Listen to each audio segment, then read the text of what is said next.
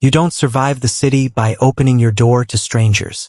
But when the knock came at 3 in the afternoon, hard enough to rattle the cheap hinges, Zara didn't have a choice. She looked through the peephole and saw a suit that cost more than her entire life savings. He wasn't a cop. Cop slouch. This man stood like he owned the ground beneath him. She took a breath and slid back the chain. The clock on Zara's old sedan read 3:14 a.m. Rain lashed the windshield in violent sheets, the worn wipers barely keeping up. She was coming off a brutal 12-hour shift at Mercy General, drained of every ounce of empathy she had left. The faint smell of antiseptic and blood still clung to her scrubs. She just wanted her bed. She turned onto a dark, empty stretch bordering the old industrial district. The streetlights here were mostly dead. That's when she saw him, a small shape huddled beneath a rusted bus shelter. Zara's foot tapped the brake instinctively.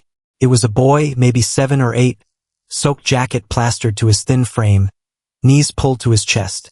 She cursed under her breath, told herself to keep driving, to call it in and let someone else handle it. She didn't press the gas. Instead, she threw the car into reverse. She rolled the window down an inch. "Hey," she called out. The boy turned his head slowly. His eyes weren't panicked. They were flat, calm, unervingly empty of fear. "Where are your parents?" Zara asked, projecting her calm nurse voice over the storm. The boy said nothing. "You can't stay out here," she said, unlocking the passenger door. "Get in. I'll turn the heat up." He calculated for a long moment, glanced up the empty street, then climbed in without a word. He shut the door softly. Most kids slam it. He didn't. "I'm Zara," she said, cranking the heater. "What's your name?" "Rayhan," he said. His voice was steady, no trembling at all. "Okay, Rayhan. Do you have an address? A phone number? I can take you to the police station, they can call someone." "No police," Rayhan said. It wasn't a childish plea. It was a directive. "Take me to 400 Hillview Road." Zara's hand paused over the gearshift. Hillview Road, a private gated road in the northern hills, where the houses looked like fortresses and the property taxes cost more than her hospital's annual budget. "Rayhan, that's really far. How did you get all the way down here?" "I walked," he said, staring straight ahead. Zara looked down. His left foot was bare, wrapped only in a soaked, muddy sock. The realization hit her like a dull thud. He'd walked miles in this storm. "Something's wrong here. I have to report this." Rayhan finally turned to look at her. "My father is looking for me. If you take me to the police, the men who left me here will find me first.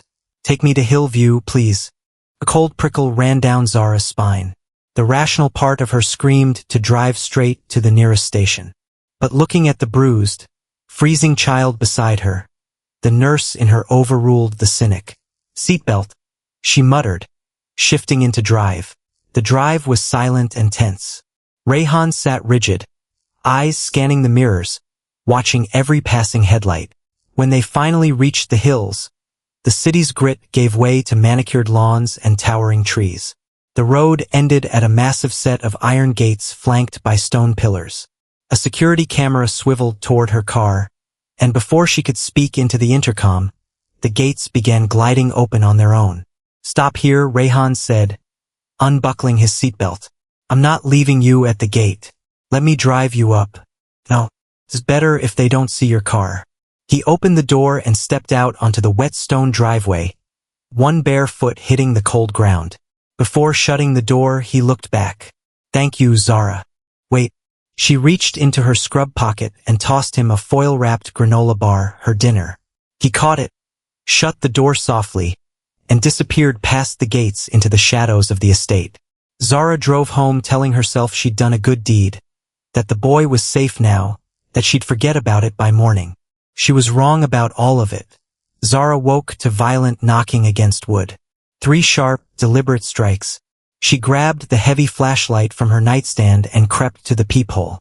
2 men stood in the hallway, one built like a cinder block, the other tall, in an impeccably tailored dark suit that looked completely alien against her building's peeling wallpaper. His face was sharp, his eyes fixed directly on the peephole as if he could see straight through it. Zara had stitched up gang members, junkies, corner boys. This man was none of those. He was the apex predator they all answered to. She unlocked the deadbolt, opened the door 3 inches, foot wedged firmly behind it. "Can I help you?" "Zara Ahmed," the man said. Not a question. His voice was a low, resonant baritone. "My name is Kabir Shah." The name meant nothing to her, but the flicker in the other man's eyes told her it should have. "At 3:30 this morning, your sedan pulled up to the gates of my home. My son stepped out of it." Zara froze. "Is he okay?" For a fraction of a second, the cold mask cracked. "He's well. A fractured rib, minor contusions, mild hypothermia. The physician has tended to him." He paused. "Why didn't you call the police?" "He asked me not to," Zara said, her defenses snapping back up. "He said the men who left him there would find him first. Given the neighborhood I found him in, and given that you're standing here instead of a detective, I'm guessing he was right." Kabir studied her for a long moment. "You took a significant risk," he said, glancing at her peeling paint and cheap locks. "My son was taken from a vehicle 3 blocks from where you found him. The men who took him are dead. He managed to slip away during the altercation. He walked for 3 hours in the storm. Had you not stopped, he would not have made it through the night. So you're here to say thank you? I do not leave debts unpaid, Miss Ahmed." He reached into his jacket and produced a thick white envelope, holding it out through the gap in the door. "I don't want your money," Zara said flatly. "I didn't pick up a kid in the rain for a payout. I definitely don't want money from a man who sends armed men to drop off a thank you note. Keep it." Kabir tilted his head, studying her like a puzzle he hadn't expected to solve today. He withdrew his hand and instead produced a small matte black card with nothing on it but a phone number in silver. He wedged it into her doorframe. "When you realize your conscience doesn't pay your rent," he said, "call that number." He turned and walked away, his footsteps echoing down the hall. Zara locked the door, slid the chain, and stared at the card. She didn't touch it. For 3 days, Zara tried to forget. Her hospital shifts were as chaotic as ever. She threw the black card in the kitchen trash. She wanted her mundane life back. No strangers in tailored suits, no white envelopes. Then Thursday came. It was her day off. Zara sat in a cracked plastic chair at the laundromat on 4th Street, watching her scrubs tumble in the dryer. The bell above the door chimed. 2 men walked in, no laundry baskets, heavy jackets despite the heat, muddy boots. They walked straight toward her. "Zara Ahmed," one said, his voice rough with a smoker's rasp. "Who's asking?" "We just want to talk. About a ride you gave a kid a few nights back." The air went thin. Kabir had said the men who took his son were dead. He hadn't mentioned their associates. "I don't know what you're talking about," Zara said, standing, grabbing her laundry cart. The man clamped a hand on the cart's wire rim. "Don't play stupid. We've got the plate numbers. We just want to know what he told you." His grip closed around her arm like iron. "You're coming with us." Adrenaline flooded her veins. She grabbed a heavy bottle of industrial bleach from the folding table and swung it hard into the man's face. Cartilage crunched. He screamed, releasing her arm. She shoved the metal laundry cart into the second man's knees and bolted for the fire exit. Behind her, a gunshot. A dryer's glass door shattered into sparks. She ran through the alley, ducked into a crowd, kept walking until she was blocks away, hands shaking too hard to feel her fingers. She couldn't go to the police. If these men had traffic cam access and knew Kabir's name, the department wasn't safe either. She couldn't go home. They probably had her address already. Her fingers brushed against something stiff in her pocket. The black card. She'd fished it out of the trash days ago without fully admitting to herself why. She found a payphone and dialed. "Speak," a flat voice answered. "This is Zara Ahmed. I'm calling the number." A pause. "Location. Corner of 8th and Elm by the closed bodega. Stay off the street." 3 minutes. The line went dead. Exactly 3 minutes later, a black SUV glided to the curb. The back door popped open. Zara climbed in without hesitation. Kabir sat across from her in a charcoal suit, holding a crystal glass. "You're bleeding," he said, not a question, an accusation. She touched her cheek. A shard of glass from the shattered dryer had grazed her. 2 men, Kabir said. Rustam's men. The name tasted like ash in his mouth. Did they touch you? One grabbed my arm. I broke his nose with a bleach bottle. The corner of Kabir's mouth twitched. Gone before it fully formed. They shot at you? Yes. Your apartment is no longer safe. Neither is your hospital, Kabir said. They know you're a loose end. So what do? I have a job. Elise, I can't just vanish. You already have, he said. My men are at your apartment now. The hospital has been told you're on leave for a family emergency. You did all that? I called you 10 minutes ago. I did that 3 days ago, Kabir said. When you threw my card in the trash, I knew it was only a matter of time before Rustam's men found your scent. You were too proud to accept protection voluntarily. So I prepared for the moment you'd have no choice. I'm not an asset, Zara snapped. I'm a nurse. I was buying groceries. Now I'm getting shot at because of your war. Kabir leaned in, close enough that the scent of cedar and rain wrapped around her. You are breathing in my car instead of bleeding out on a laundromat floor because of my war. You inserted yourself into this the moment you opened your door for my son. Stop fighting the current. Where are we going? Home.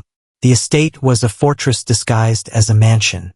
Zara spent 2 days in a guest suite larger than her apartment, wrapped in a strange, suspended quiet.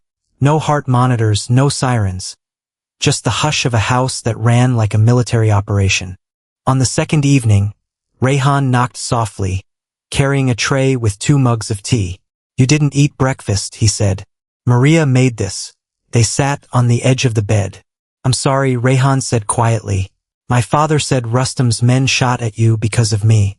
Rayhan, listen to me, Zara said. Grown men made terrible choices. You're an 8-year-old boy who walked barefoot through a storm. I don't regret stopping. Even if you can't go home, home's just a box you keep your stuff in. I'll get a new box eventually. Rayhan studied her face for a long moment, then nodded slowly and finished his tea in silence. Later, Kabir came in, sleeves rolled up, faded scars visible on his forearms. He looked tired for the first time. He likes you, he said, staring into the fireplace. He's a kid. He likes anyone who doesn't treat him like collateral. Do you think I view my son as collateral, Miss Ahmed? I think you view everything as an asset or a liability, including me. Kabir didn't deny it. The men from the laundromat are dead, he said flatly, as if commenting on the weather. Zara felt a cold drop in her stomach. Don't tell me that. You need to know the threat is being dismantled. Clean language doesn't change what it is, she said bitterly. You sit here drinking scotch while people bleed out in alleys. And you pulled me into it. Kabir stood, closing the distance between them. Do you think I enjoy this? My father built this syndicate. I inherited a war. If I hesitate, my son dies. I keep my people breathing however it takes. You do the same thing in your hospital every night. You fight death with scalpels. I fight it with bullets. My methods are just less sterile. His thumb brushed her cheek, gentle despite the violence in his words. You're not one of your people, she whispered. You are now. On the 8th night, the silence shattered. Zara was in the kitchen at 2 a.m. when the reinforced back door slammed open. Kabir's bodyguard staggered in, shirt soaked in blood, dragging a wounded young man behind him. Kabir followed, face streaked with soot, carrying a rifle. Get him on the table, Kabir barked. He needs a doctor, Zara said, already moving. Where's the physician? 20 minutes out. The storm washed out the lower road. He doesn't have 20 minutes. The exhausted ER nurse in her clicked into place. She shoved past Kabir, assessed the leg wound, arterial bleeding, a poorly placed tourniquet. Hold him down, she ordered. Kabir hesitated half a second, then obeyed. Zara ripped off the makeshift tourniquet, drove her palm into the femoral artery, called for a belt and a spoon, and twisted a proper tourniquet into place with brutal efficiency. He'll live, she said finally, checking his pulse. She turned to the bodyguard, pulling his blood-soaked shirt open. A graze, nothing fatal. She washed her hands at the sink, blood swirling down the drain. Kabir stood behind her, wiping the remaining blood from her arms with a clean towel. You didn't flinch, he said quietly. It's just plumbing, she replied. Pipes and pressure. I deal with it every night. Not with men who bring the violence home. He leaned close. You're remarkable in the blood, Zara. It wasn't flattery, it was recognition. He saw her fully for the first time. 3 days later, the war came to the front door. Zara was playing chess with Rayhan in the sunroom when the heavy doors burst open. The bodyguard stood there, weapon raised. Safe room. Now. She grabbed Rayhan and ran. Halfway down the hall, the front of the house exploded. Glass shattered inward in a wave of shrapnel. The bodyguard tackled them both, taking the worst of it on his back.